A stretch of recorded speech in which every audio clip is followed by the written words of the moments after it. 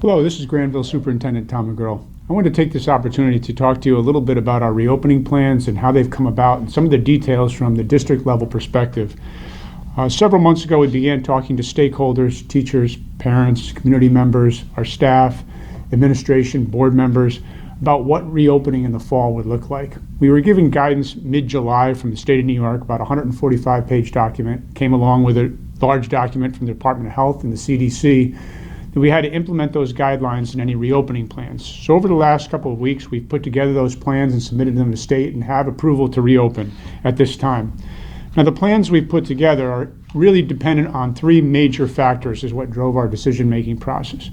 The first is how many students can we transport to school? That's very much a deciding factor. We have to socially distance our buses, which massively cuts the capacity of each bus. So that was one consideration. The other is how much classroom space do we have? We also need to socially distance our classrooms, which is 6 feet between all students and staff.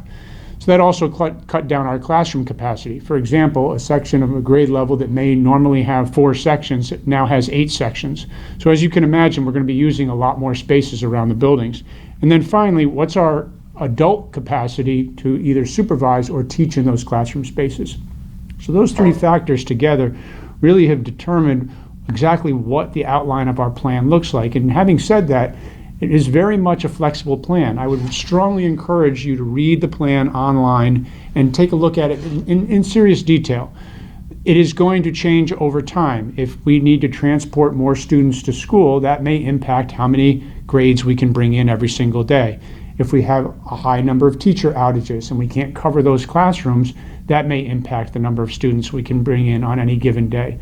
So very much this plan it's set in stone insofar as we have an outline, but not insofar as what it will ultimately look like on a day-to-day basis. I thought rather than reading the plan or going through it in a lot of detail with you, I've been asked several questions, quite a few questions, about what the plan would entail and what's going to happen for the fall.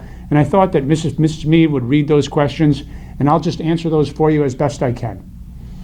What factors drove the decisions that were made regarding the elements of the plan?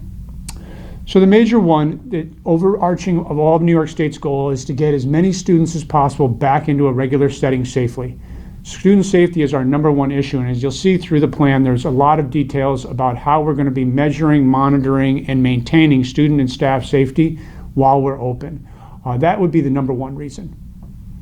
What is this I hear about health screening, and how is that going to work? Health screening is required by New York State. It's going to be different for adults than it is for students. So let's talk about the students first. The district is printing passbooks, which the best way to describe them is in the old days when you paid your car payment and you had a booklet that you would tear off and send into the bank. That's essentially what it's going to look like. Every morning you'll need to take your child's temperature before they get on the bus or come to school. We do not have you write down the temperature, but you're basically going to just sign on a slip of paper that says that it's 100 or below. If that's the case, then you should be sending them to school. If it's 100 or above, so 101, then they should not be coming to school. They should be staying home at that time. For adults, we're going to have an app, so all of our staff will be required to answer 4 questions before they report to work and take their temperature. Now, obviously, if somebody misses taking the temperature in the morning, student or adult, will be taking it when you get there. But as you can imagine, it's a lot of people to take the temperature for, and that takes a lot of time away from instruction trying to get people into the building. So we would ask that if you have the ability, you please do that at home. So just to follow up, again, what's an acceptable temperature, and what happens if I'm above it at home or when at school? So 100.0 is acceptable to come to school. Anything higher than that is not acceptable to come to school or work for that matter. We've spent a lot of time over the last couple of years talking about how we really need to improve student attendance and we need to improve staff attendance, and everybody needs to come to work and to come to school. And we still maintain that, but this time more than ever, given that there's a pandemic, we want to make sure if you're not feeling well, you should not report to work or to school.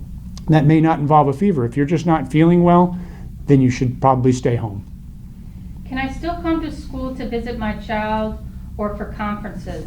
Unfortunately, part of our plan is to significantly restrict access to the building. As you can imagine, these 3 facilities take a long time to clean. The more people that are in the building, the more cleaning we have to do, and the more time that is taken away from cleaning classroom spaces. So we will be limiting classroom visits, school visits by parents, community members, and volunteers as much as practical. Now, obviously, if you have to have a parent conference and there isn't an ability to do that either remotely or over the phone, then certainly we're going to have folks come in. Anybody who comes in the building will have to be health checked with those 4 questions. They will have to have their temperature taken, and they will need to wear a mask when they're in the building. Do staff and children have to wear masks all day? So this is the one I've gotten more questions on than anything else. Mask use is required, and we are going to be holding a very hard line on this. It is for everyone's safety. I know there's a lot of personal opinions out there whether we should have to, we shouldn't have to, we should have to wear them when we go to the grocery store or not. The bottom line is the regulations provided by New York State require that masks are worn in school. That's for staff and for students at any time that social distancing cannot be maintained. And that's a very important point. Do you need to wear your mask all day long? No, you do not. You need to wear your mask when social distancing can't be maintained. So in other words, walking down our hallway, you should have a mask on because somebody's going to pass you within 6 feet. If you go to the restroom, probably should have a mask on because somebody may be standing next to you at the sink. When you're in the classroom, if the students are sitting in their desks, there's no reason they can't take their masks off. If they get up to go use the pencil sharpener, mask has to go on. If the teacher is teaching from the front of the room, socially distanced from the student, totally fine to have the mask off while you're teaching. If you need to go over to a student's desk and answer a question or help them with a problem, you're going to need to put the mask back on again. Do I have to provide my own PPE? Absolutely not, although we do recommend it. As you can imagine, the number of our staff and students, that's a lot of PPE to be passing out every single day. However, we have ordered significant stockpiles of protective devices. So we would ask people to bring their own. You're certainly welcome to bring your own. A lot of people prefer the cloth face mask to the disposable paper kind. However, if you don't have your own or are unwilling to bring it in, the school district will provide it. We will have stockpiles in the classrooms. We will have stockpiles in the office spaces. We will have stockpiles on the buses as well. Schools are very social places. How is social distancing going to work? So that's the big challenge, and that's where we call on our students and our family and our staff. We all have to be on the same page on this. The requirement is that we maintain those essentially 6-foot bubbles around individual bodies of people. So we have to make sure that we do that. Our classrooms, as I mentioned prior, our classrooms have been socially distanced. We've removed a lot of the materials out of the classroom in order to spread the desks out. Essentially, that's cut our classroom capacity in half. So classes will be offered in the libraries. Classes will be offered in cafeteria spaces, perhaps even on stages. All of those areas have to be used in order to get the maximum number of students safely in the building as possible. Can kids still spend time with friends that are in other grades? So this is going to be one of the biggest changes for students. Some of our students will be returning to school every single day, and I'm going to discuss that in a couple of minutes. But they will be coming in, but school is not going to be the same as it was prior. Students are going to be broken into smaller sections, 9, 10, 11, 12 students. Especially in the younger grades, they will be spending the day with those students. So just because you're a 4th grader doesn't mean any longer that you're going to be spending time on the playground with all of the 4th grade. You'll be spending time with your section, which will be those 9 or 10 students. It's very important because it reduces the possibility for transmission, and it also allows us to maintain those safe boundaries of social distancing. Who will be in school and who will be remote? So our plan right now, and again, using those 3 factors that I started with, based on our staffing ability, our transportation ability, and that's why I've been asking folks to transport if they can, our transportation ability and our classroom spaces. Right now, K through 7 will be in the building every single day. That's Monday through Friday. Obviously, if we have holidays, those aren't going to be used. Grades 8, 9, and 10 for the first 5 weeks will be in on an AA, being Monday and Tuesday, and BB schedule on a Thursday and Friday, with Wednesday, everyone being remote. So essentially, we split the groups by household to try to cut down on people being out of the house at different times. If you're in the A group, you'll come to school in person on Monday and Tuesday, and you'll be remote Wednesday, Thursday, and Friday. If you're in the B group, you'll be remote Monday, Tuesday, Wednesday, and then Thursday and Friday, you'll be in person. We're going to be using Wednesday as an opportunity to deep clean the building in between those two groups to make sure it's as safe as possible. Last spring, it didn't seem like grades and attendance were a priority. Is that the same for remote learning now? So last spring was new to all of us. Remote learning is going to be extremely different than it was last spring, and this is going to be one of the biggest changes for our students that are going to be in remote mode. Remote learning will be very much just like being in your classroom, only you'll be doing it from home. Instead of checking in with your teachers will be broadcasting out live from their classroom. That is going to be a huge change. You will be required to follow your schedule. So if you're in one of those time periods that you're in remote mode, if you have social studies at 8 o'clock in the morning, you need to log on at 8 o'clock in the morning. If you have math at 9 o'clock, you need to log on at 9 o'clock. For the older students, with your camera on, because we've all realized that we can go to a meeting and turn the camera off, and if we're doing something else, nobody finds out about it. So the camera needs to stay on. I did leave out before a plan for our juniors and seniors. Our juniors and seniors for the first 5 weeks will be fully remote, and they will be switching after the first 5 weeks. They will go to that AABB schedule, and 9th and 10th grade will go to a full remote. So they'll be flopping back and forth so that every 5 weeks, so that we can make sure we have direct contact with as many students as possible. Will there be sports this year? That's one of the bigger questions that I get. So right now, it's very confusing because league sports are allowed outside, Little League, things like that. Those are all being allowed, but public high school athletics are not being allowed. So as of right now, the official start date for the fall season that's being proposed is September 21st. No practices, no tournaments, no games through the public schools prior to that.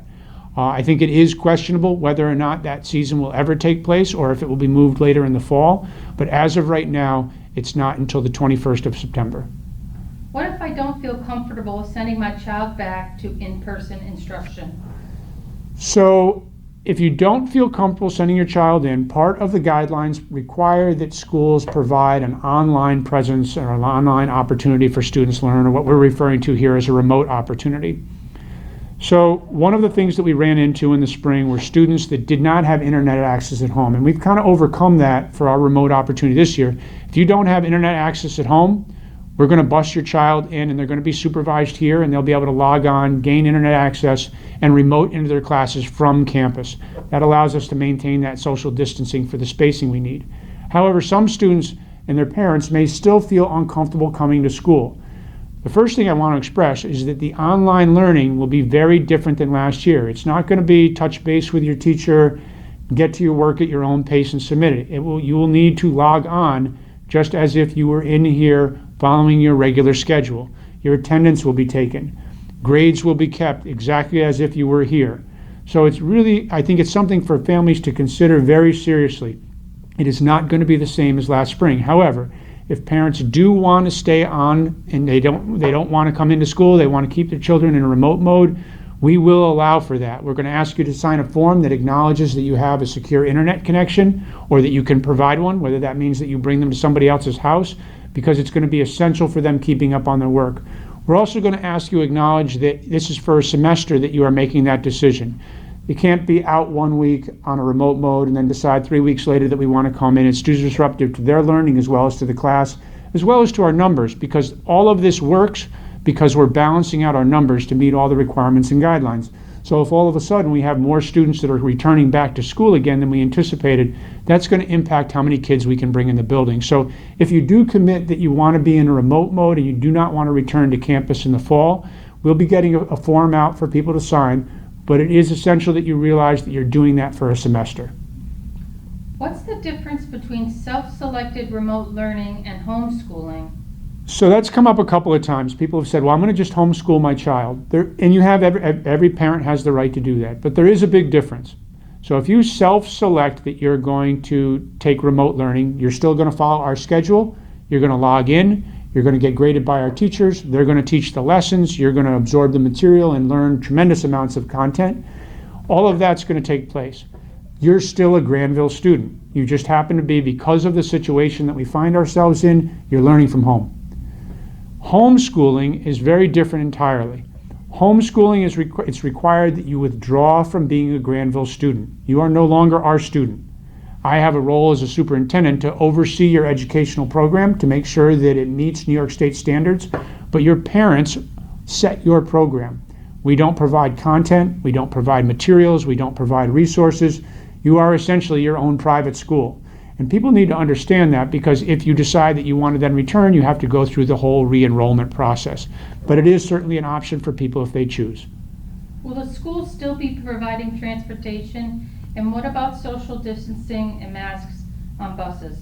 So, as I mentioned in the beginning, transportation is one of the biggest issues that we've had to try to get students into school.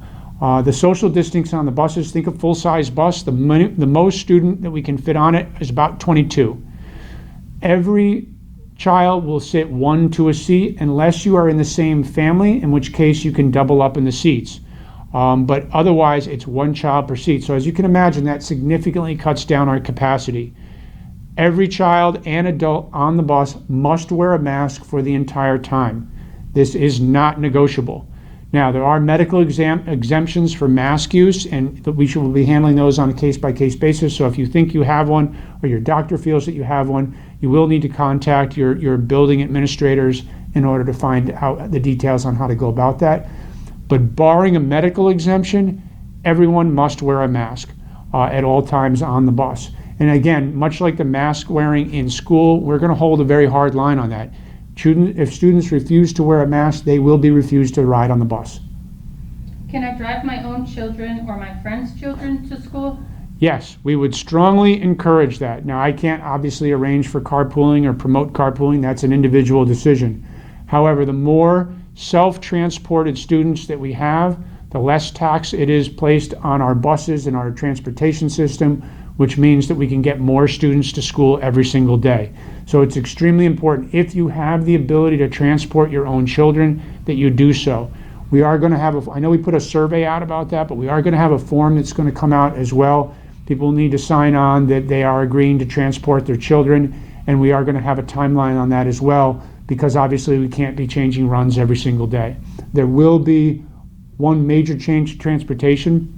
In the past, where you could designate multiple stops in different days where different drop-off points, we are not going to be allowing that this year. We simply cannot accommodate it. So you will have one drop-off point that you will be able to designate, and that's where students will be dropped off. I remember lunch being pretty social times. How is that going to work this year? That's one of the bigger changes this year. Lunch is one of the most social times. Very difficult to socially distance a cafeteria where kids are kind of wandering about from table to table.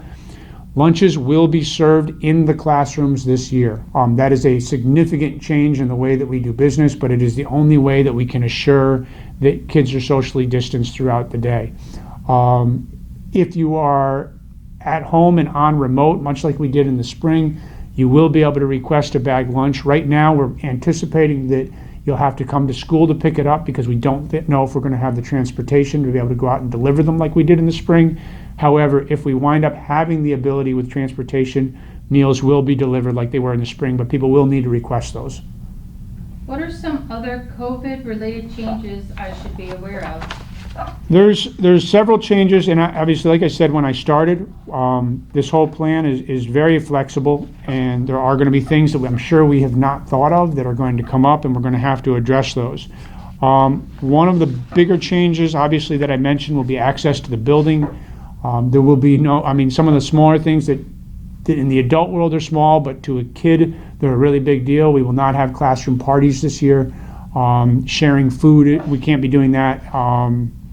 There's several other, we won't have classroom visitors. We're going to be limiting field trips, obviously, because if students go to a place that there is possible contamination, they could wind up bringing it back to the building.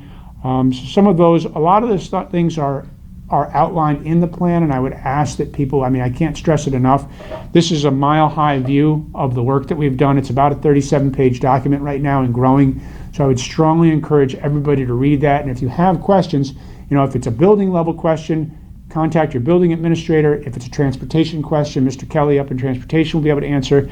If it's a general, the whole plan kind of district look at it, I'm more than happy to answer any calls or emails at all. How do I access the plan and the other videos? So the plan will be posted on the website. It should be up there simultaneously with this video. Our building administrators are also creating videos to talk about how it's going to look and feel in the fall in their buildings. These only scratch the surface. To describe what we're going to be doing, the easiest way to do it is in the next month, we essentially have to reinvent education in New York State. To comply with these guidelines is a significant hurdle.